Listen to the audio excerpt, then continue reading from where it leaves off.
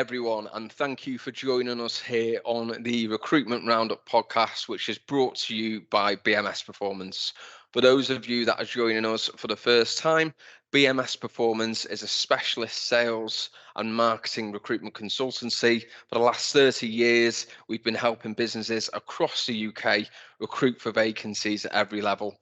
I'm your host, Mike Leather, and every week I'll be joined by a new guest where we'll get stuck into the latest trends in regards to recruitment. We'll talk about insights, we share ideas, we share experiences, and ultimately we look to provide value to fundamentally help you, whether or not you're a hiring manager, a business leader, or part of an internal talent team, to recruit smarter, faster, and more effectively. Today, I'm joined by my colleague, Ed Silipo. Hi, Ed. Welcome to the show. How are you doing? Mike. Yeah, good. Thanks for the invite. Looking forward to getting on this and having a chat this afternoon. We're getting stuck into it. Yeah, we're going to be talking this afternoon about the very interesting subject of how sales and marketing teams can work effectively together. But before we dive into that, Ed, why don't you give the audience some background on yourself, why you got into recruitment in the first place, what you do at BMS, and give them an intro.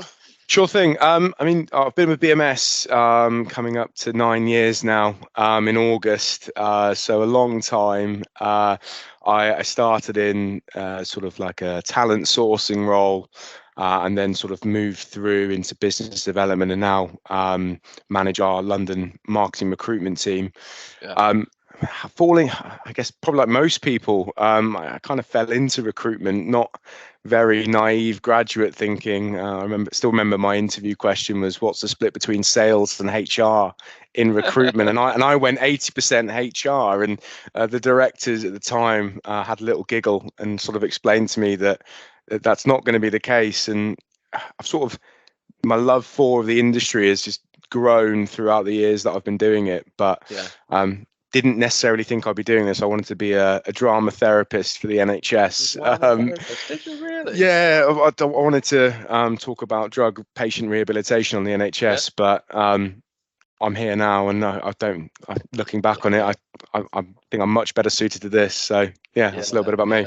Absolutely fine as well. Have you always worked in marketing recruitment at BMS? Yeah, so when I joined in 2014, it was more on the B2C FMCG consumer marketing, and then made the move to London in 2018, and the shift then really focused on B2B marketing within media publishing, events, and the technology sector. Yeah, and before we dive into our subject, how is the world of marketing recruitment from your end at the moment? Like, how would you describe the market? I would say it's an interesting market, without sort of trying to put too much of an emphasis on it. Comes with its challenges. There are a lot of businesses out there that have seen the marketing teams being let go due to the economic downturn. But from a London team perspective, and what we're seeing, there's still a good amount of opportunity out there for clients to build out their teams, as well as marketers either looking for their first role or your more experienced professionals looking for their next challenge, really. Yeah, I mean, we just hear mixed feedback across the board. Some companies absolutely flying, doing really well, recruiting a lot. Other companies in the recruit to replace scenario, it's a mixed bag in the sales recruitment world, which is the main place that I live. But yeah, good to get your take on that. So this particular subject, how sales and marketing teams can work effectively together. If you think about like the top performing companies, the market leaders in any industry sector, they've more often than not got this licked. The sales teams and marketing teams, they work in harmony. You've got the marketing teams pouring in the leads, generating a demand, the sales teams then closing the business, great communication between them. But for the large majority of companies, and I'd put BMS in this camp as well, it's a developing situation, or trying to work on it. They're not quite there, but it's the holy grail. And I think now when we're in an economy whereby it has tightened up a bit, companies are watching more about where they invest, what they spend. cash on, it can be harder for salespeople to get appointments and to get in front of decision makers. It's probably a more crucial time than ever to have these two divisions within a company working well together. What would your thoughts and what would your take be on that? Kind of agree with you there, Mike, because it's a really interesting point of discussion in marketing recruitment, and with the marketing leaders that I speak to, it's not something that's going to be achieved overnight. And I think that's a very common misconception. If a business is to hire a marketer to generate leads, that business are then expecting results on day 30, when in actual fact there's so much more that goes on behind the scenes there. If I take a look at a business that we recruited for called Cognism, who everyone knows in the market, and Alice and her team have done a great job of making this marketing demand engine. They've got it licked, as you said. And for me, it's about trusting a process and something that, if I feel as business, as you said, tightening market, and there's an opportunity to really hone in on the basics and getting that communication between sales and marketing teams synced up, so that in 6-12 months down the line, you're ahead of your competition. You've got that business that are generating a good amount of leads, and you're less worried about where the pipeline's going to come from, because you've got this engine constantly fueling that on a weekly, monthly, quarterly basis. What is a realistic time frame for a company to expect a marketeer to come in, or a marketing function to start being in a place where it's generating leads and inquiries for a sales team? Because you mentioned there it's not achieved overnight. Like what is a realistic, would you say? I'd say I don't necessarily think I could put a time frame on that, because you've got a number of criteria that we speak to companies about, and I'm speaking to marketers about, and sales leaders who are looking to bring on their first marketers, or your co-founders. It's about, what do you have right now? You could have an established marketing function, and you are doing a bit of lead generation, but you're not getting the targeted number of leads or pipeline that you need, and you bring someone in to purely focus their time and dedicate their time to that, and you could probably see some tangible rewards in a month if you've got an established function. But a lot of the project work that we do is helping businesses to build out a marketing team. So you're starting at the top and then adding in different functions and different skill sets that are going to be pieces to a bigger puzzle that ultimately are going to generate that revenue. But that could take 6 months to a year before you're really reaping the rewards. Equally, if you've got a business that don't have the right buy-in from the sales team, or a business that don't see the beauty that a good commercial marketing team and the value that they can bring, there's the time limit is probably endless, because you're going to be constantly having these battles and you're not going to be getting anywhere. We speak to so many marketeers who are frustrated by businesses who are expecting, oh, you're a marketer, we're expecting leads tomorrow. And there's almost that lack of education as to where is the business right now, and it's sort of creating this new marketer that's more authoritative with these stakeholders to say, look, we're at ground zero.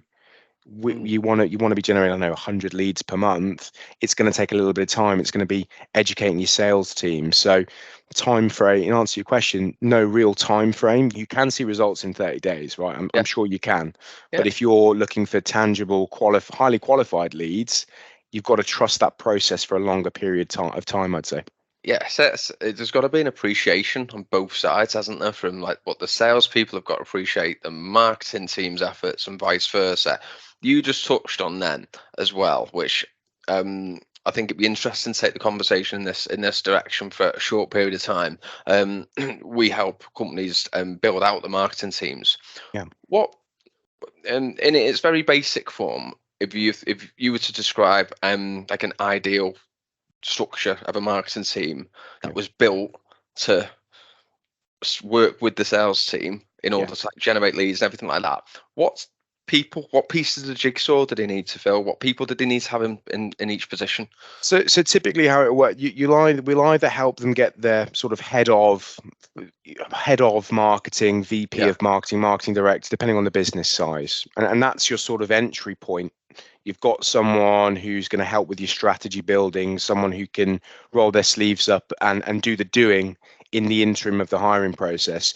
I'd say that some of the most successful types of business model within marketing that I've been involved with, a business called Imogen, they have your sort of your VP, CMO of marketing, and then they've added in a product marketer to look at the product features and the communication of new features to clients, or they're then understanding maybe some client pain points and relaying that back to the product team. So if your platform isn't doing what you think it's going to do, they're on there to help that. Then you've got content is a big thing. Content creation and is so important, I think, in that demand in a demand gen function, because ultimately you're going to need some engaging content to speak to people at all ends of the funnel, whether that's the top, the middle, or at the end where you're getting close to passing on a really good lead to sales or helping them to convert. Then digital marketing.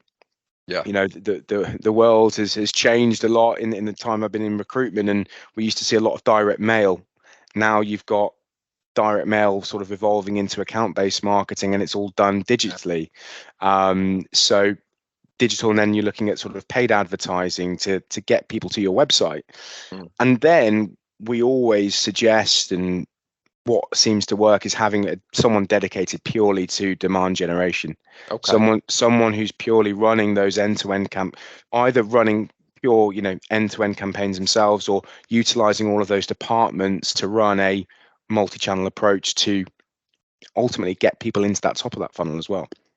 So thinking about what their customer profile is at the moment, and then researching what content's going to align with them, getting that content out there, and then that's coming back through hopefully in the form of qualified leads. Because I run a sales team at BMS, and if I look at the business development managers in my team, it's a tough job as it is, 100% new business, but the largest investment of time that they typically spend within their sales cycle, it is the identifying of opportunities. Who's the decision maker? Why are they a good prospect for us? Why would they use us as a solution? And then how do we engage with them?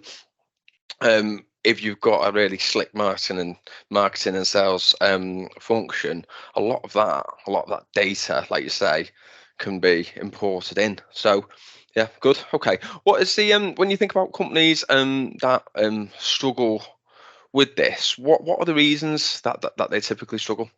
For me, I think it's potentially a lack of education as to the benefit that having a unified sales and marketing function and what that unification will bring.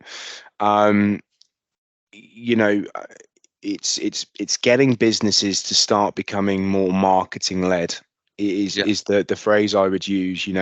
I think gone are the days whereby you can purely be in my opinion anyway, and I'm sure people will probably jump in and say what am I on about, but sales led organizations I think are becoming slowly extinct to a degree, because you've got forward thinking businesses that are utilizing a marketing function, and for me, if you're maybe unwilling to change your ways, unwilling to see the good that can come from that, I think that's your first stumbling block. And then it's probably then not necessarily having a concrete plan in place as to what you need and when you need to hire it.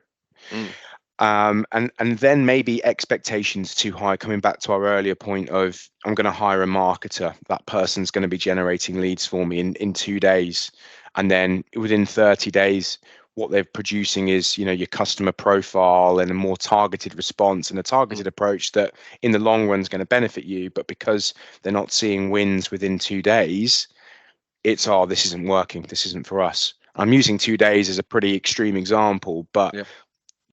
that would be that would be sort of what I'd say there, is that potentially a lack of education on the benefit, Yeah. a lack of willingness to change, and then not having goalposts that are achievable when you do bring someone in, or you're constantly moving those goalposts. It's just not gonna, it just doesn't benefit anyone.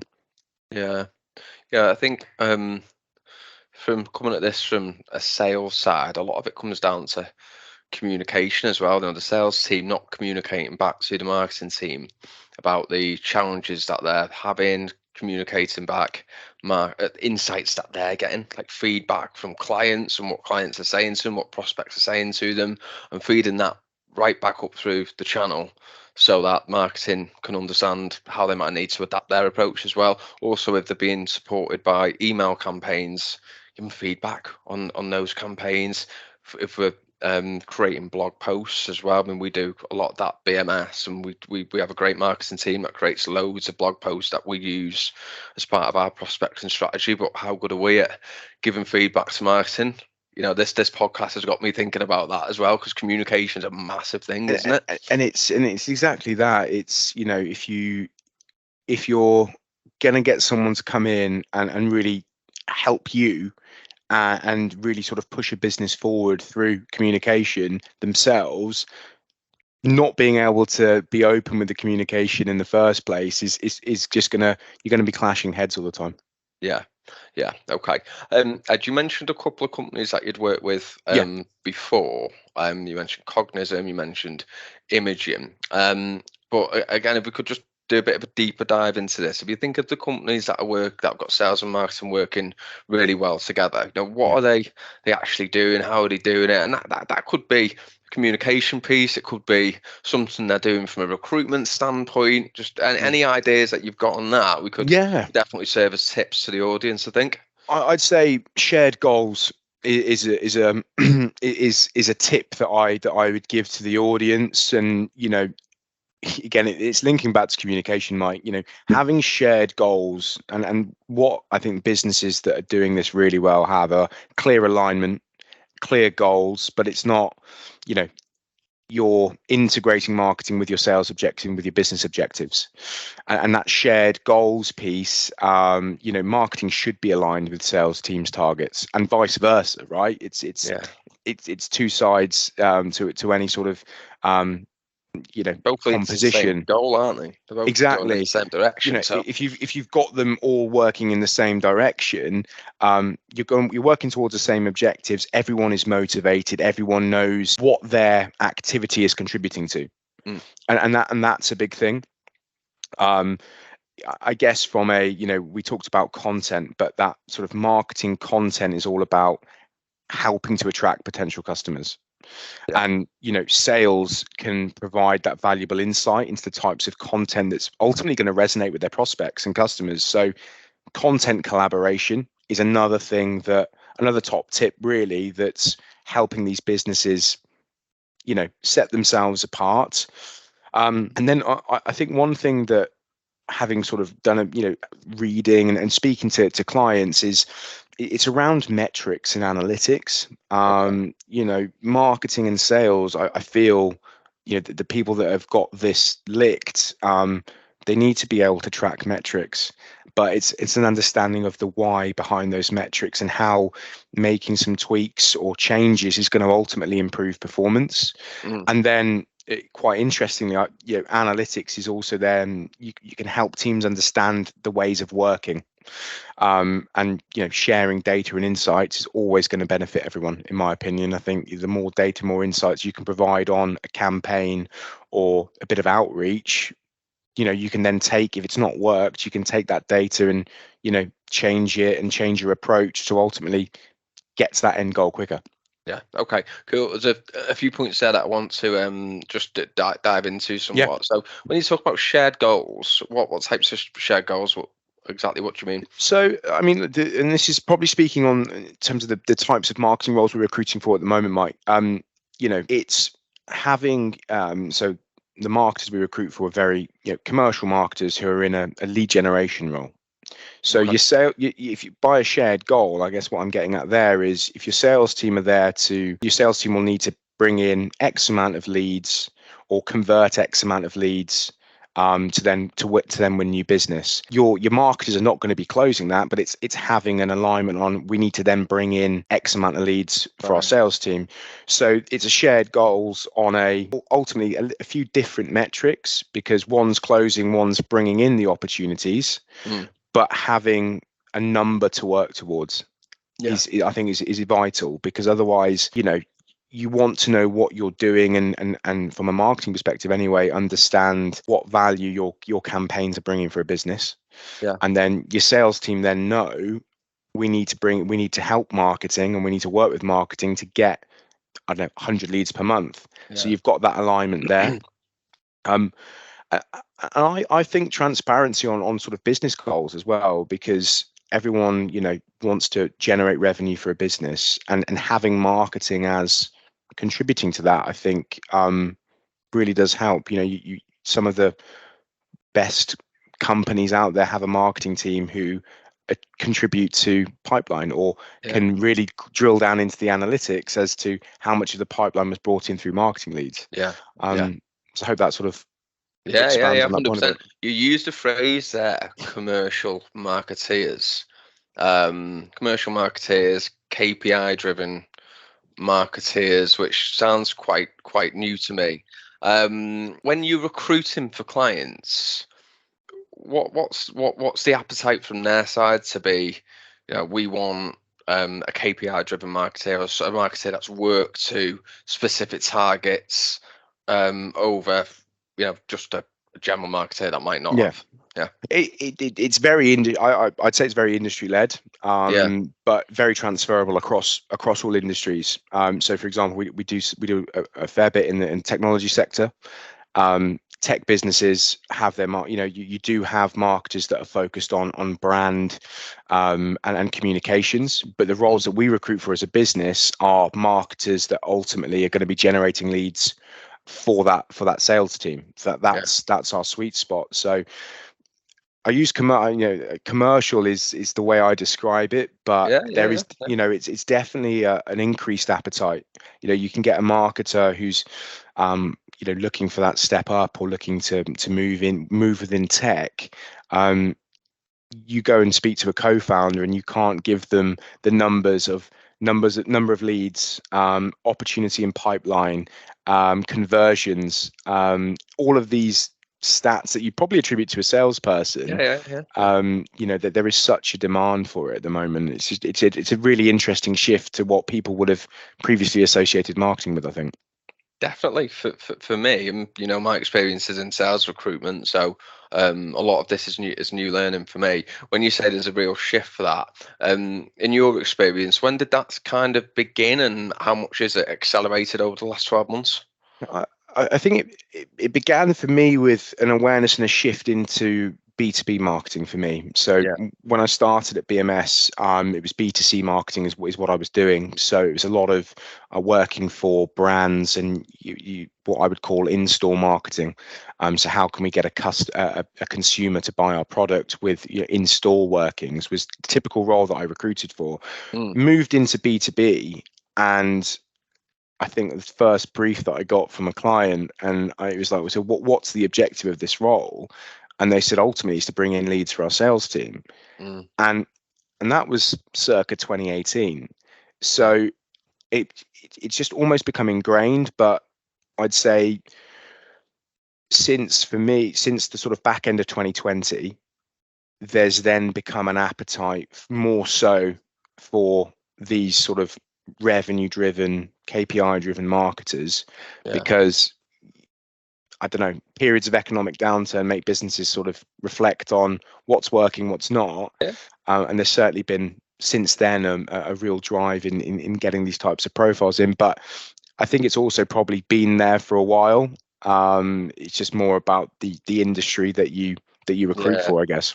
Definitely. I think in the tech sector as well, where the traditional sales model is SDR, BDR, account executive, the SDRs are very much focused on closing meetings and appointments, and a lot of their data will come through marketing teams. So it's very prevalent there, and that type of sales role we've seen starting to migrate into other industry sectors that we work across as well, which is then going to impact on marketing as companies look to replicate those models elsewhere. It's interesting. What impact has if we call it this drive by companies to recruit more KPI driven marketers had on their recruitment? I guess, like, I'm thinking, if they're how can they assess that from a CV? It can be, if I think about and relate this to sales recruitment, target driven people, sometimes that's a soft skill that you don't always see on paper.